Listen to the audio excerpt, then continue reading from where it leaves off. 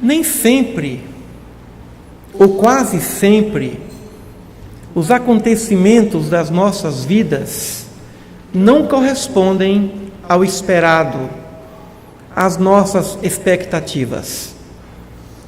Hoje eu recebi um e-mail de um amigo em Campinas me perguntando o que eu diria a Jesus se eu encontrasse Jesus nessa noite de Natal.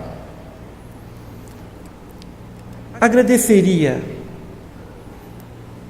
Seria uma mensagem de agradecimento.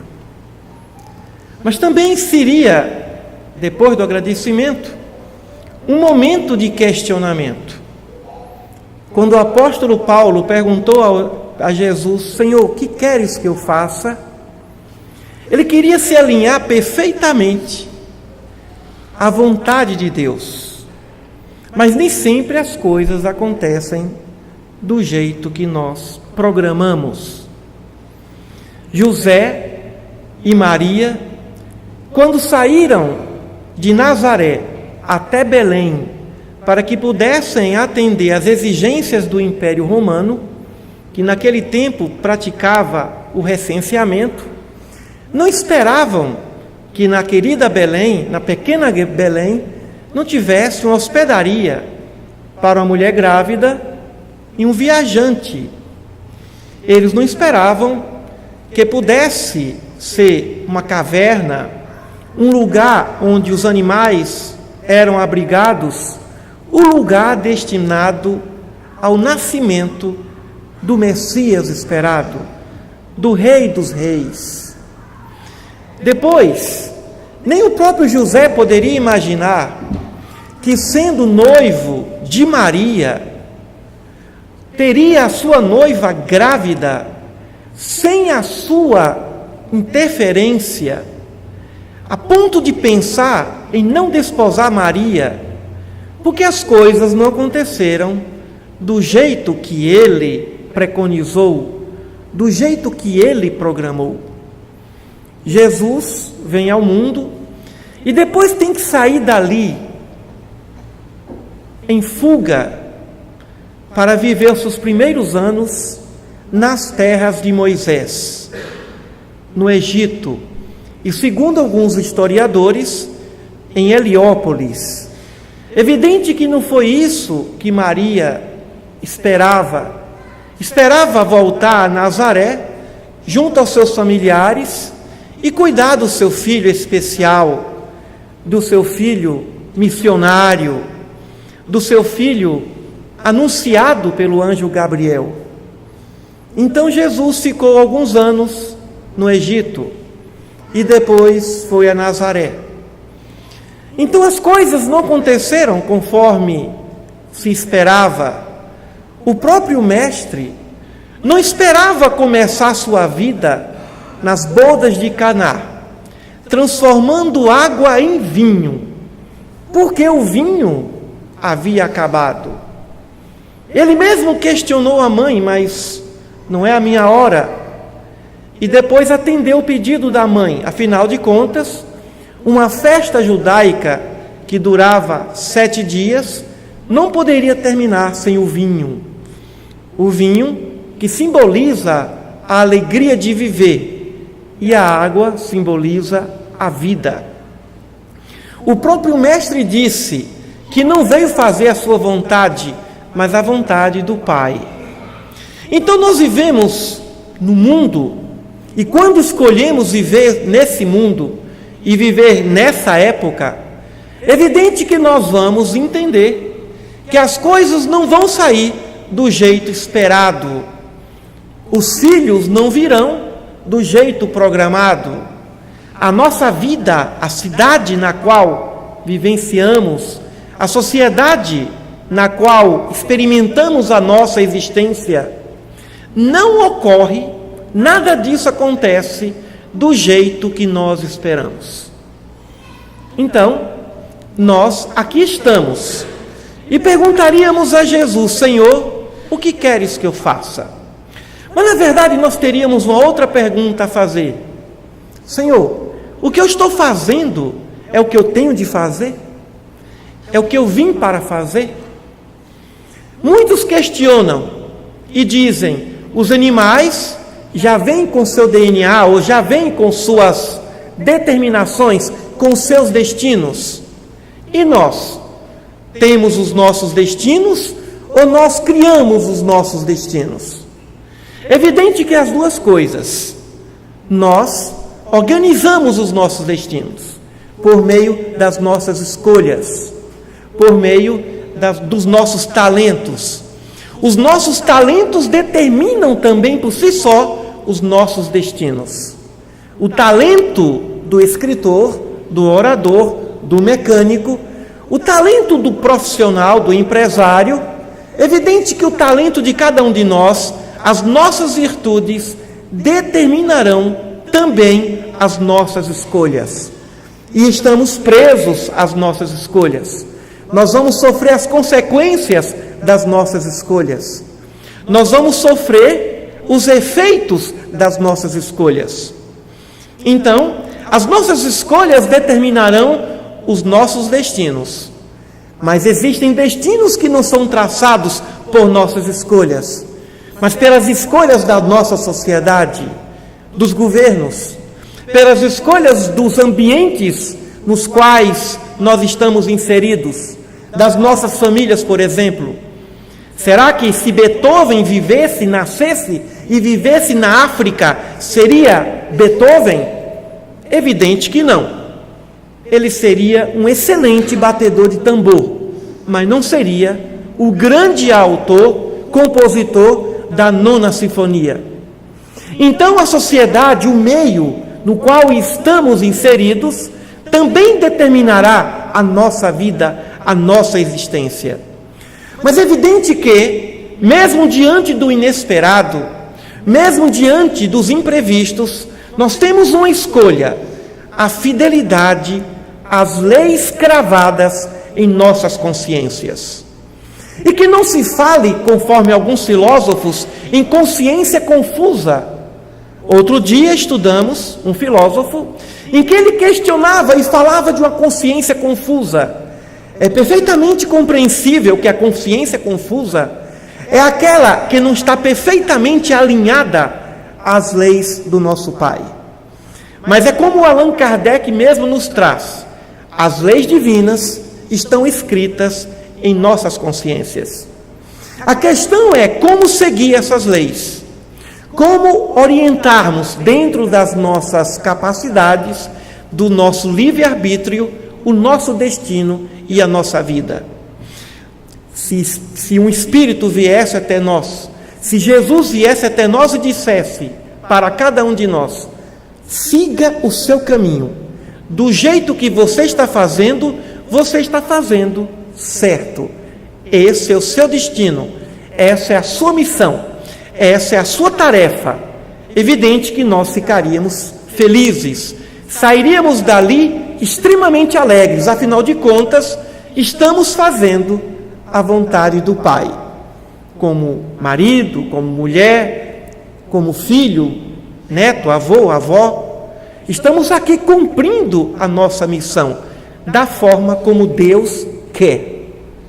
Essa seria a melhor referência que teríamos para termos uma vida saudável e feliz. Ou seja, para sermos verdadeiramente felizes, eu estou no caminho, cumprindo a vontade do Pai, cumprindo a lei de Deus, no ambiente e nas condições que eu tenho.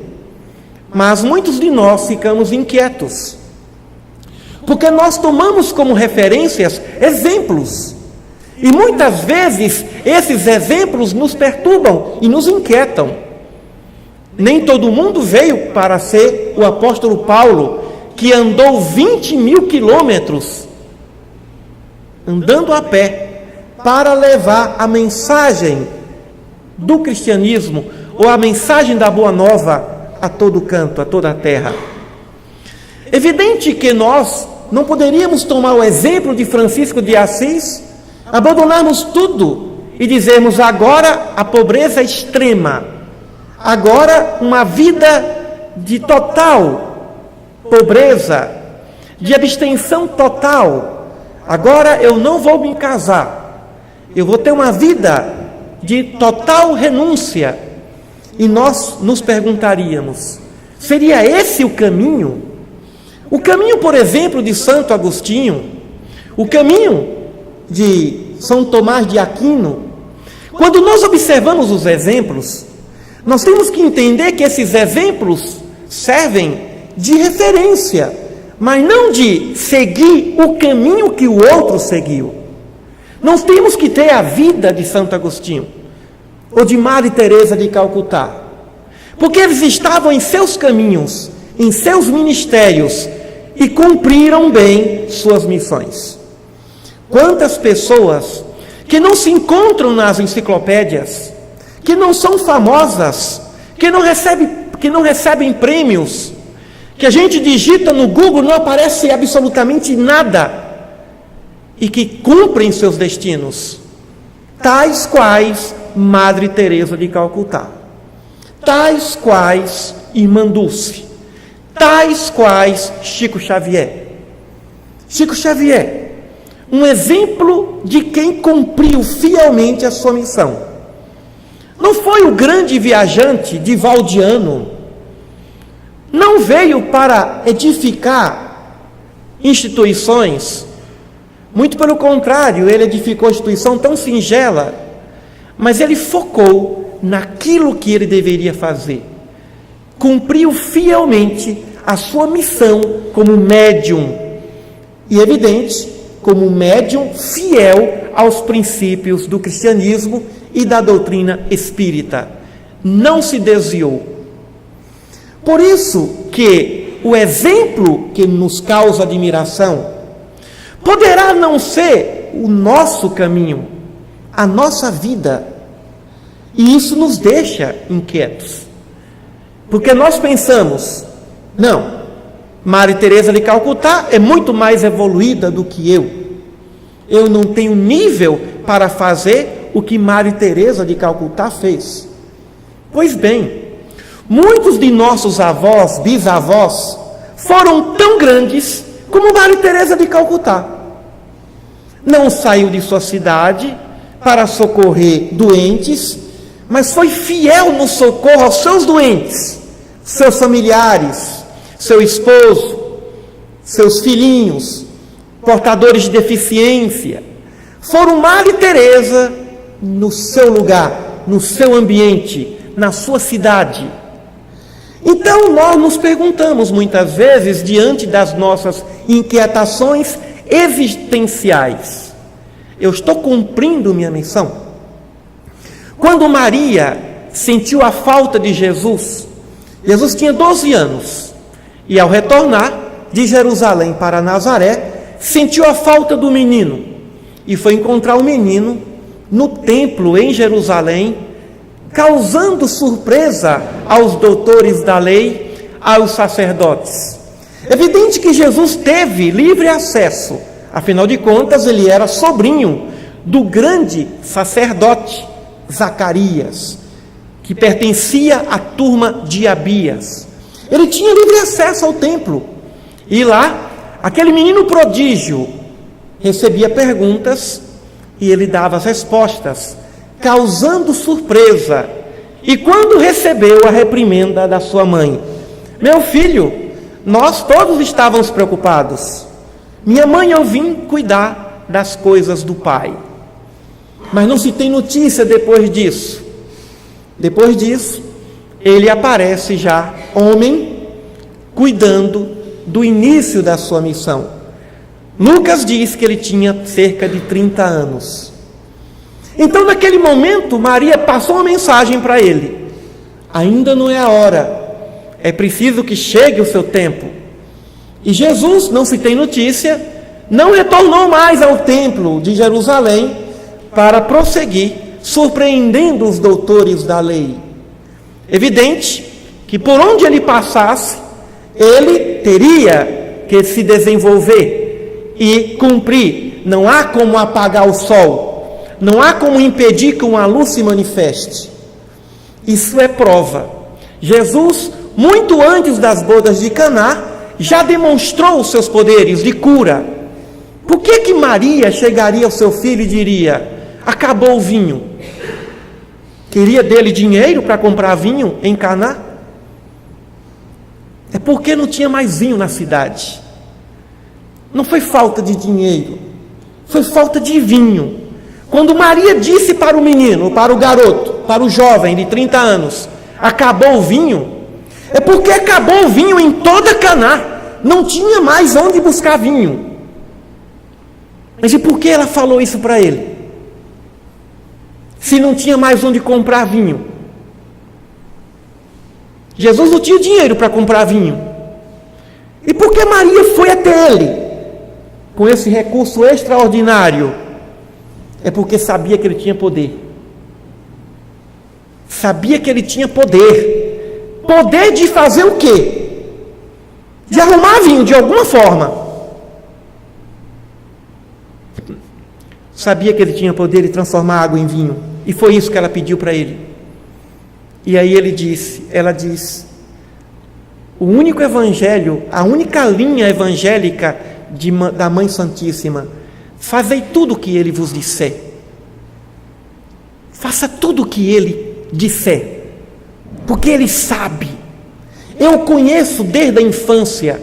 Eu sei que ele tem poder para curar. O esposo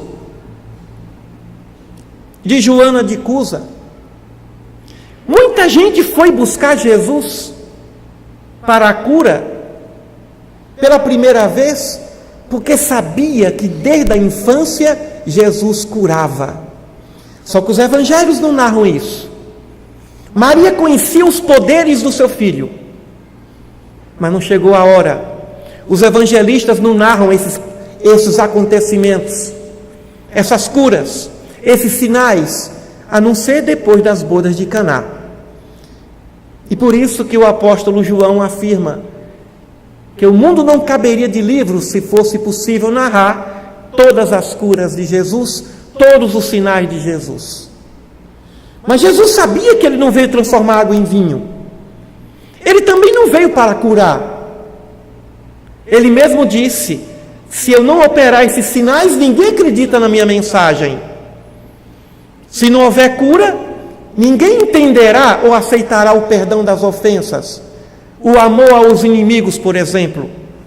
Então ele precisou curar, demonstrar os poderes que ele possuía, de manipulação dos fluidos, dos átomos, das células, poder de restaurar qualquer célula. Mas o grande objetivo dele foi o processo educativo espiritual, o processo da evolução intelectual e moral do ser humano. O grande objetivo dele foi traçar um roteiro de evolução que fosse prático e suficiente para garantir a redenção espiritual. Mas as coisas não aconteceram como seus discípulos também preconizaram, como Judas, por exemplo. Ao entregar Jesus, porque Judas não traiu Jesus, ele queria que o Império Romano conhecesse e reconhecesse a divindade do Cristo. E depois que ele viu que o seu projeto não deu certo, ele buscou as portas do suicídio. Mais adiante, Jesus os resgata dos abismos do antissistema. Observa-se então que a todo instante nós nos perguntamos: Senhor, que queres que eu faça? Porque queremos ter certeza de que estamos fazendo na terra aquilo que nós viemos fazer. Quem tem essa certeza vive feliz. Quem tem essa certeza não sente inveja. Quem tem essa certeza não sente ciúmes. Quem tem essa certeza não se perturba, nem com a superioridade dos outros, nem com a superioridade de Chico Xavier, nem com a superioridade de Maria Teresa, nem com a superioridade de Francisco, de Santa Teresinha. Porque, na verdade, superior é o espírito que cumpre a sua missão, que cumpre o seu dever, ainda que não tenha superioridade intelectual e moral, mas se ele cumpre o seu dever, ele atende aos princípios que o próprio Kardec nos define. Allan Kardec diz que o homem que cumpre o seu dever ama a Deus mais do que as criaturas e ama as criaturas mais do que a si próprio. Quantas vezes nós somos obrigados a fazer coisas que não gostaríamos, que não vem da alma, que não é o que nós queremos, nem atende os nossos talentos, mas nós somos obrigados a fazer, pela força da circunstância, diante da sociedade. Por exemplo, nós somos obrigados a votar. É triste. Saímos de casa num dia de eleição para votar. Eu fico imaginando o que é que Jesus faria num dia de eleição. Provavelmente ele iria justificar o seu voto, porque estaria viajando. Mas talvez não seja. Talvez não fosse assim sempre. Mas em um momento ele teria que votar. E ele votaria no melhor ou no menos pior. Ele votaria. Provavelmente, também como nós, pela esperança. Jesus também votou. Jesus também escolheu os 12 apóstolos. Ele tinha 500, ele tinha mais. Mas ele votou. Ele votou em 12 homens, um colegiado, uma câmara. Ele fez a sua câmara. Ele organizou seu colegiado. E ele sabia que nenhum deles tinha nível para entender, nem a sua própria mãe, a sua missão. Muitos o amaram mais, muitos o compreenderam mais, como Pedro, Tiago e João. Mas na cruz, somente João ficou aos pés e recebeu a incumbência do seu mestre de cuidar de Maria de Nazaré. Mas ele escolheu 12 homens simples, sem o preparo devido, não era o preparo crístico, mas ele apostou, porque foi assim que ele quis. Então certamente Jesus votaria em Judas, em Pedro, que negou 3 vezes, votaria em Natanael. Ele votaria, sem problemas. Então nós somos obrigados a votar, agora que sabemos que Jesus votaria, porque ele votou em 12, então agora no dia das eleições nós vamos mais felizes para a urna. Claro que sonhando com o dia que nós vamos ter a liberdade de não votar. O ponto facultativo. Mas ainda digo que ainda que fosse facultativo, Jesus votaria. Ele votaria. Mas nesses candidatos que estão aí, nesses candidatos que estão aí. Nos Judas, nos Pedros, nos Tiagos, nos Bartolomeus, ele votaria nesses aí. Com todas as virtudes e com todos os defeitos. O nosso mestre foi grande, é grande, mas ele se tornou humano, ele conviveu, o mundo o aborreceu, mas ele disse: não vos peço que vos tires do mundo, mas que os livres do mal. Então o que nós buscamos na noite de Natal? Buscamos um renascimento, buscamos uma certeza. Será que eu estou fazendo tudo o que eu devo fazer? Será que eu estou fazendo tudo? E aí a consciência vai dizer não. Mas cuidado com a consciência. Porque a nossa consciência quer a perfeição. Mas a perfeição no nosso nível não é possível. A perfeição talvez seja no nível de um planeta Júpiter. Allan Kardec faz esse estudo com os espíritos, na revista Espírita. Espíritos mais evoluídos vivem em planetas mais evoluídos. Evidente que existem planetas mais atrasados do que o nosso orbe terrestre. Mas dentro das condições do ambiente, da realidade, do contexto histórico, podemos ter certeza que ele diria: você está no caminho certo. Quem disse que todo filósofo tem que ser professor universitário? Porque quase todos os filósofos clássicos foram professores universitários. Então, alguém que tem talento, um pensador, logo diz: eu tenho que entrar na academia e eu vou ser professor, vou fazer mestrado, doutorado. Mas tem um filósofo chamado Spinoza, que nunca pisou numa universidade para lecionar. Ele trabalhava polindo lentes de óculos. E muitas vezes ele não tinha dinheiro nem para manter a família, recebia ajuda do irmão, recebia ajuda dos seus familiares. Como pode? Spinoza, o grande pensador Spinoza. Tem gente que gosta tanto de Spinoza que transforma o pensamento, a filosofia de Spinoza como uma religião. Não fez doutorado, não teve mestrado, não foi um Isaac Newton que deu aula em universidade, ou Rousseau, Nietzsche, Kant, Immanuel Kant, não, Spinoza. Passava o dia limpando óculos, polindo lente de óculos. Ele seguiu o caminho dele. E no tempo que ele escreveu, não foi muito reconhecido.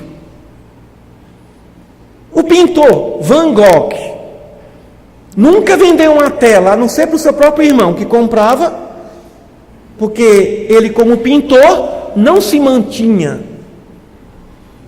Infelizmente, existem artistas que não gozam do privilégio de serem reconhecidos em vida, como foi, por exemplo, o cientista Newton, Copérnico, Galileu, Van Gogh. Muitos anos depois, séculos depois, entenderam a mensagem de Van Gogh. Afinal de contas, os quadros de Van Gogh não chegariam aos pés dos quadros de Da Vinci, de Rafael. Mas e Van Gogh? Por que os quadros dele custam milhões? E por que em vida não vendeu nada? Até porque uma tela de Van Gogh não nos chama atenção. Nem é bonita. Aliás, não há uma tela de Van Gogh bonita. Mas por que vale tanto? 100 milhões de dólares.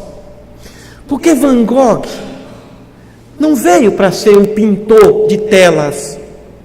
Ele veio para ser o criador de um estilo de pintura. Uma tela de Van Gogh custa muito caro, porque é uma tela de um indivíduo que veio propor uma outra maneira de pintar, como Leonardo da Vinci. Ele inventou um outro modo de pintura, como Picasso. Um pintor que pinta com uma técnica ímpar, inusitada, original, ele vale muito. E quando Van Gogh terminou seu trabalho, ele disse: agora terminei o meu trabalho. Eu já pintei todas as telas que eu vim pintar. Ficou internado, em sanatório, vivia dramas.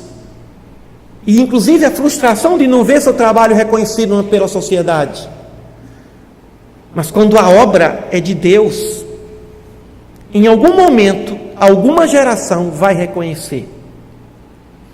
Ou ainda que não reconheça nesse plano, reconhecerá do lado de lá. Muitos de nós somos os Van Goghs. Praticamos boas ações, fazemos boas coisas e não somos reconhecidos. Não nos acreditam, não nos credenciam. E por isso muitos de nós buscamos instituições. Se eu não pertencer a uma instituição, a uma universidade, se eu não conseguir esse título, aquele título acadêmico, se eu não pertencer a determinado grupo, eu não vou ser aceito. Van Gogh não pertencia a nenhum grupo, não vendeu nenhum quadro. Então, o que é que basta?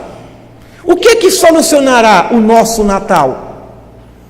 A certeza que vem da consciência de que estamos a fazer o melhor que o dever nos propõe. Aquele que veio para ser um grande empresário, preocupado com o bem-estar dos seus funcionários, não precisa desistir de tudo isso para ser Francisco de Assis. Vai estar fugindo da sua missão. Ele veio para ser um empresário, um administrador, um cuidador de bens, um produtor de bens e de serviços. Ele tem talento para isso.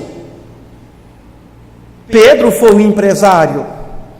Pedro, João, André foram empresários da pesca. Seguiram Jesus, mas os seus funcionários continuaram a pescar. A empresa não fechou. Mateus, que também seguiu Jesus, cobrador de imposto. Naquele tempo, cobrador de imposto e serial killer hoje é a mesma coisa. Cobrador de imposto romano, tirava do judeu para dar para Roma. Cobrador de imposto e serial killer era a mesma coisa. Assassino e cobrador de imposto eram piores do que prostitutas. Os publicanos. E Jesus vai até a casa de Zaqueu, que era um publicano, ainda chama Mateus para ser seu discípulo dileto, que mais tarde escreveria um evangelho maravilhoso. E ele, Mateus, escreve a mais bela síntese da mensagem de Jesus, o Sermão da Montanha, o sermão completo. Mateus. Não foi de Lucas, nem de Marcos, foi de Mateus.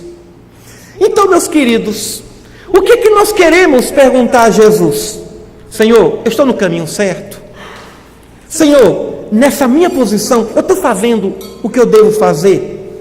Se ele disser, está fazendo, o nosso coração vai pacificar. O nosso coração vai acalmar. A função do outro, a estrela que brilha do outro não vai nos inquietar. Emmanuel escreveu um romance intitulado Renúncia, por meio de Chico Xavier. E lá tem um espírito que veio das mais altas esferas. Emmanuel escreve a vida de Alcione, que veio com um único propósito, esse espírito de escola superior. Alcione, essa mulher que veio à Terra com a única missão de natureza familiar, só cuidar da família. Não foi sacerdotisa, não teve projeção social, não foi cientista, não foi filósofa, foi uma filha devotada, foi uma mulher virtuosa. Não visitou cidades, não frequentava, não foi nenhuma missionária religiosa, não foi uma Madre Teresa de Calcutá, mas ali Emmanuel nos coloca que é possível, na singeleza doméstica, é possível, na cidade simples de Belém, no ambiente em que moravam os animais, dali fazer a vontade de Deus. O nosso problema é que nós queremos fazer as nossas vontades e queremos que as pessoas façam as nossas vontades. Dois erros. O pior é o segundo: querer que o outro faça do jeito que eu quero. Esse é terrível. É o pior dos enganos. Exigir do outro que seja do meu jeito. Nem Deus faz isso. Ele deixa. Confúcio diz uma frase interessante: se você ama seu filho, deixa ele errar. Permita que ele erre. É o que Deus faz. Ele nos ama tanto que deixa que nós nos equivoquemos, erremos, para que nós aprendamos. Evidente que depois que Jesus dissesse a cada um de nós: você está no seu caminho, seria um momento de renascimento. Seria o nosso mais belo Natal. Meu filho, vai em paz. Minha filha, vai em paz. Porque você está cumprindo a sua missão. Não é a perfeição. Não é do jeito que talvez você gostaria, mas está cumprindo. O esforço existe. Não desista. Eu costumo dizer que o pior aluno de universidade é aquele que desiste do curso. A pior postura é desistir. Desistir de si próprio. Se o outro não faz do jeito que nós queremos, não vamos desistir do outro. O sentido não é desistir do outro, já que você não faz do jeito que eu quero, vou desistir de você. Deus não faz assim conosco. Eu não desisto de você, mas eu vou respeitar você, para que você encontre depois o seu caminho, encontre depois o amor ao seu dever.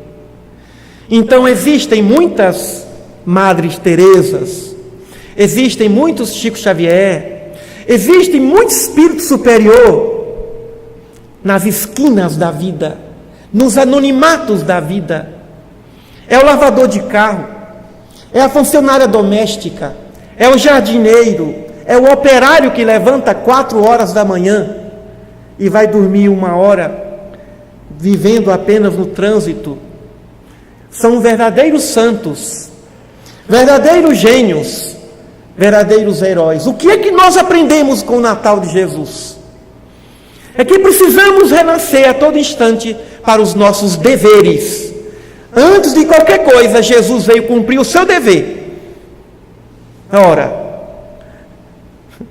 João Batista batizar Jesus, que seja assim, para que se cumpra a vontade de Deus.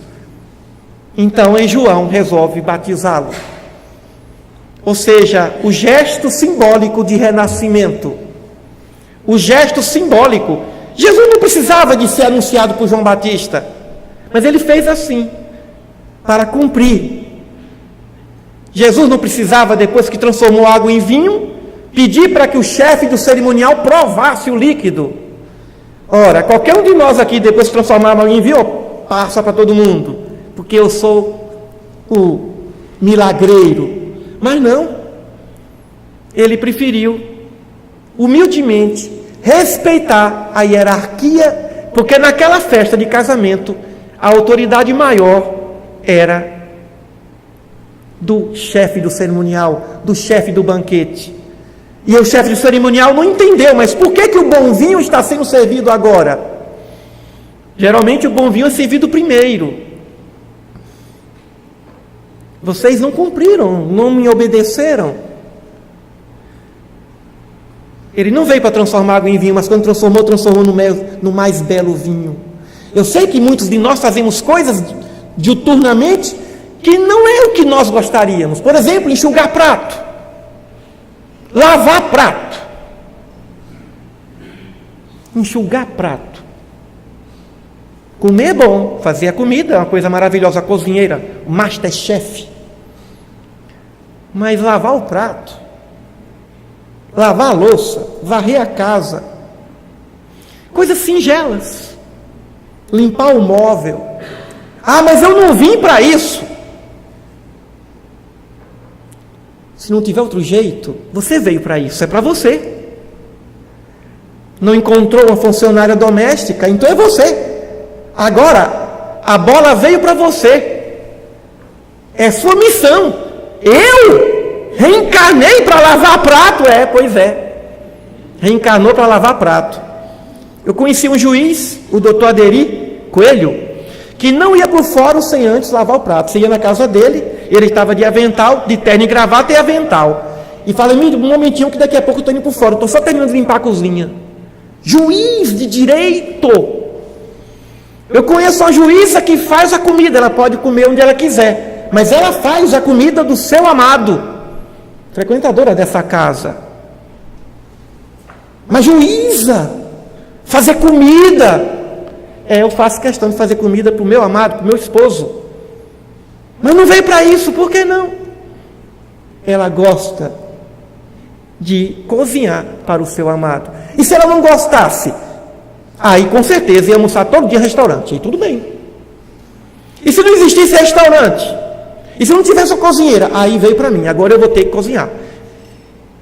Eu sou juíza, mas eu vim cozinhar também. Eu tenho essa dupla missão de ser juíza e ir para o fórum, e também lavar o prato e cozinhar.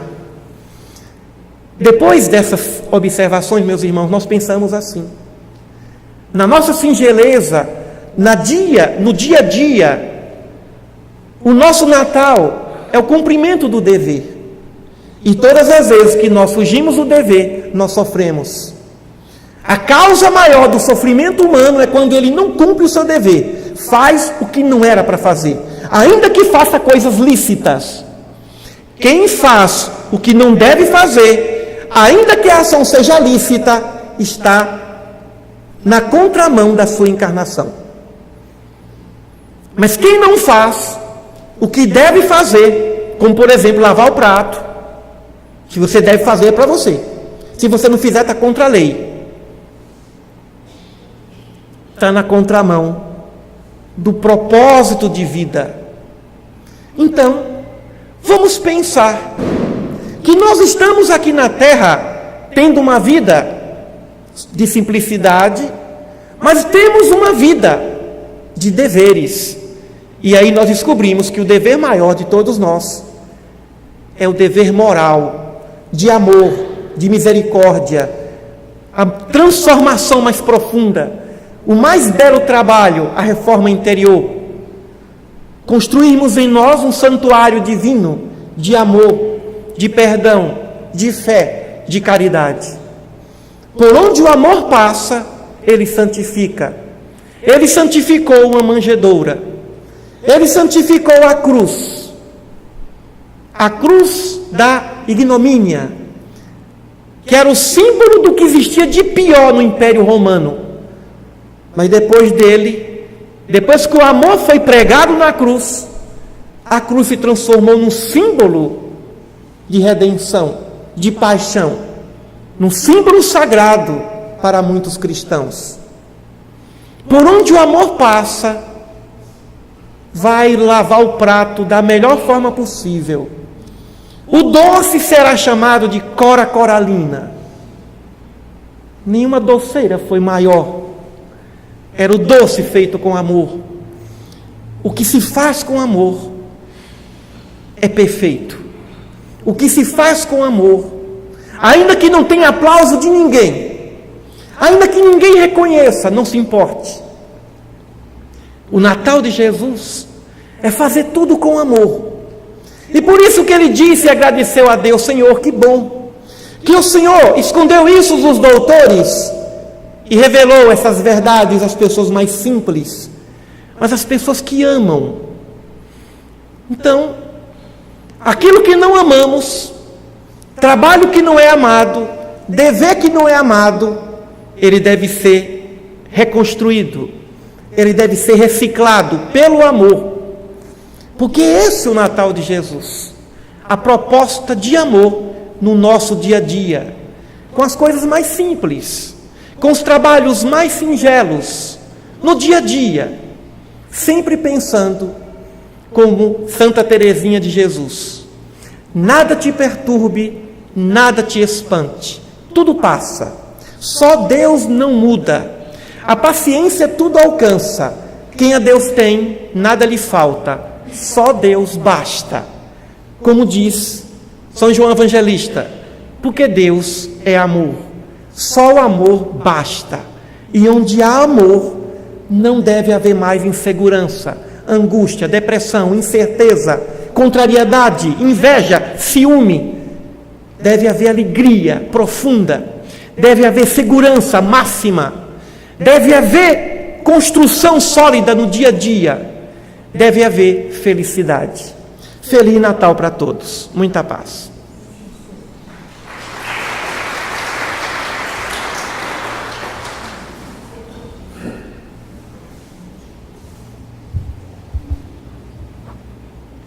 Nossa gratidão.